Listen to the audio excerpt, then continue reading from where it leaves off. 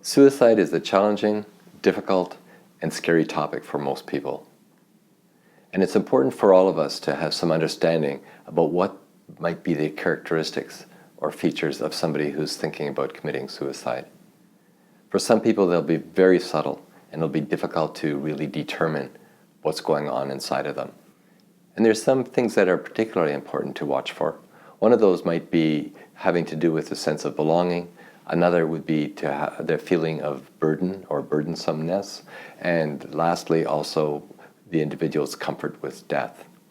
So with the notion of belonging, it has to do with how do we fit together? How do we function together as a unit, as a family, as a team, as a group of friends?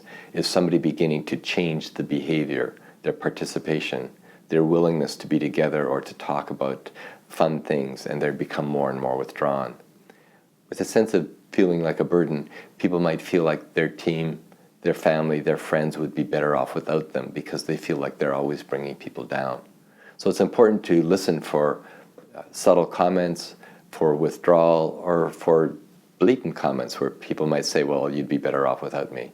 An example of that might be a father who just feels like he's not the person he would want to be and that his family would be better without him.